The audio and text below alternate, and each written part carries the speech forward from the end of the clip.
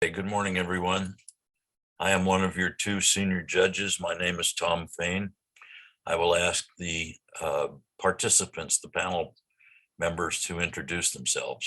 Hello, my name is Cohen Kyer, and I'm a consultant for DMV Consulting Group.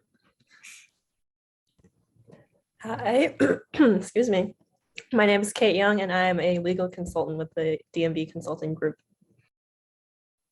Hi, I'm Chloe. I'm also a legal consultant for the DMV Consulting Group. And I've already said my name. I should tell you that I am a retired securities lawyer and presently the curator of an automobile museum. And I'll ask Rob to introduce himself. Thanks, Tom. Good morning. It's a pleasure to be here. My name is Rob Beamer, and I am one of the senior judges today.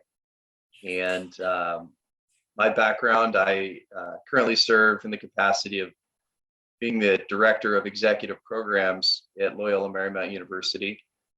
And in addition to that, I have a background in financial planning. Just really excited to hear your presentation today. Thank you. You have been called back by the company you gave your full presentation to for a second visit. They have asked you to speak only about the ethical aspects of the problem and to explain why your solution successfully handles any ethical issues. You will have 10 minutes. There will be no Q&A. You may not use slides or video. So you can now proceed. All right. Good morning, everybody. Happy Friday. As mentioned earlier, my name is Kate Young. I am a legal consultant with the DMV Consulting Group. Today, I'm joined by my colleague, Chloe Chu, a legal consultant as well with the DMV Consulting Group. We are here today to speak about how to improve Nike's ethics regarding environmental and social and ethical issues. Yesterday, we spoke briefly about our recommendations of how to combat transparency and disclosure issues and how to improve a product's life cycle to make it more sustainable. One of the main points we brought up yesterday in our presentation was the importance of equity pricing, in which sustainable shoes and regular shoes should be sold at the same price. Now I'll turn it over to Chloe to give us a brief introduction on Nike's issues today. Since your company has the second largest revenue and is one of the leaders in the apparel industry and is extremely successful in the apparel industry overall, Nike should be a leader in all aspects of sustainability as well. Since sustainability is a must if a company wants to thrive in today's competitive markets, Nike should try the best they can to be a leader in sustainability because sustainability is its future. Right now, Nike is still lacking in some environmental sectors of the sustainability compared to its #1 competitor, IBESCC. However, fortunately, Nike is the face of one of the most socially active global companies, which has allowed your company to drive up market shares and prices. Also, it has helped with building a great brand reputation, especially with the newer generations, which has extreme buying power for Nike's products. Not only that, your company has found huge success in social activism and impacting the way society views certain issues and have adapted to important social issues pertaining to society right now, such as gender equality, adequate working conditions, and racial equality. However, there is a need for an increase of awareness and investment into environmental issues, like what your company has done for social ethics and human rights. Social and environmental issues can impact each other and can be impactful together. Now I'm going to pass it on to my colleague, Kate, to speak about an impactful campaign Nike has done in the past and how it's benefited your company extremely quickly. Perfect. So we all remember the Colin Kaepernick campaign in 2020. It lit up social media ads and painted billboards saying, believe in something, even if it means sacrificing everything. Now, this went to show that Nike took a side, even though it may have held a large risk. However, working in its favor, sales actually surged 31% in the days after the campaign. This seemingly mere social issue actually yielded great financial and business effects. This proves that company initiatives and positions that they take on social issues do attract customers. It is also important for Nike to be truthful and honest about their company's opinions. Okay, Nike was able to keep their principles of morality and was open on where they stood on these social and ethical issues. Now, this is what sets your company apart from other companies. And at this point, I'll turn it back to Chloe to tell you about how specifically sustainability affects your company from a consumer standpoint.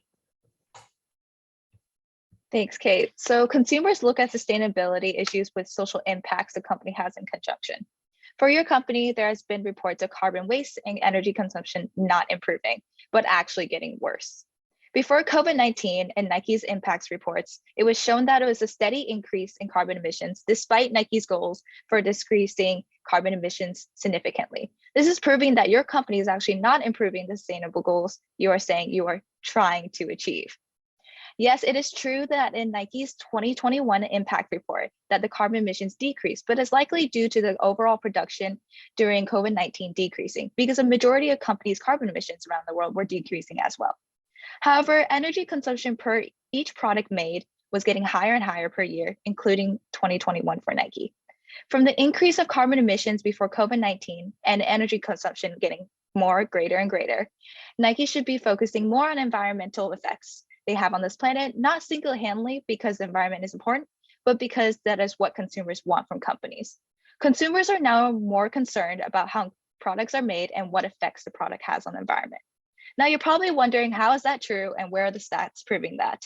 And that customers care about sustainability when it comes to buying products. Well, research has shown that 49% of millennials consider a company's sustainability goals when thinking about purchasing a service or a product from that particular company. Also, newer generations like Gen Z seem to care more about social change, social equity, and the environment than any other generation. They are willing to pay for more sustainable fashion, even though sustainable fashion may be more expensive sometimes. Studies have also shown that 71% of millennials and 67% of Gen Z Americans believe that climate change should be the top priority to ensure a sustainable planet for future generations, resulting in Gen Z and millennials being the generations that are advocating for global warming environmental changes for companies. They're the ones who are pushing legislation for harsher and stricter environmental regulations and laws than any other generation. Adding to pushing on legislation, Gen Z are also in favor of fashion activism and consumer activism. You're probably wondering what those two words mean. Fashion activism is the practice of using fashion as a medium for social and environmental change, whereas consumer activism is a process by which activists seek to influence the way in which goods or services are produced or delivered. With these two new coined terms in activisms, it is in the best interest of Nike to focus on their sustainability goals and to do their absolute best in improving the energy consumption and carbon emissions goals. If your company could improve towards a goal set out for the environmental impacts, such as decreasing carbon emissions and energy consumption in coherence with social issues, then there's a bright future ahead for Nike in ethics and profitability. Since Gen Z are setting new trends of the future for social and environmental sustainability, there is a need to improve as the competition in the apparel industry is getting more saturated and more companies adapt to more sustainable practices regarding environmental and social issues. Unlike pencil-thin eyebrows and low-cut jeans, sustainability is a trend that will never go away. Now I'm going to pass it back to Kate. All right, thank you. So while an everlasting principle or trend, sustainability should not be considered a luxury when compared to its regular shoes. This can be seen with equitable pricing.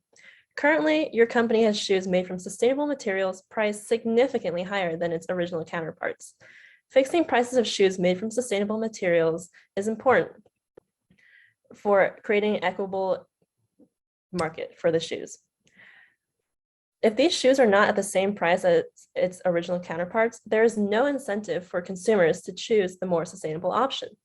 Fixing the prices will give the sustainable shoes a more competitive advantage in its respective market. However, we do understand that sustainability may come at a higher cost of production, but Nike should be a leader in the sustainability industry. And for this, we would like to introduce the idea of refurbished shoes. We can take an example of Jimmy. Jimmy is a young boy born and raised in South Central LA. He has the opportunity to be on his school's cross-country team, but he needs durable and long-lasting shoes. Unfortunately, his family is not in the position right now to afford even basic running shoes from Nike. But with the refurbished shoes program, he is able to have these shoes due to more accessible pricing. Refurbished shoes can provide an opportunity for low-income communities to have access to the same quality shoes and apparel at a lower cost. Now Chloe will bring us all back with a summary of our previous points. From our research and our concerns with your current initiatives for sustainability, with a lack of refurbished shoes and a lack of improvement for environmental issues regarding production, there needs to be a connection to a lack of social equity as well. Like I said before, environmental sustainability can better social equity. So there should be a focus on being more environmentally sustainable and not only focus solely on making profit based off of social issues, like Colin Kaepernick's case. If your company can take our recommendations from yesterday's presentation and understand the importance of sustainability and the impacts of ethics, then Nike can become a leader in sustainability. I hope you enjoyed listening to our presentation and thank you for your time.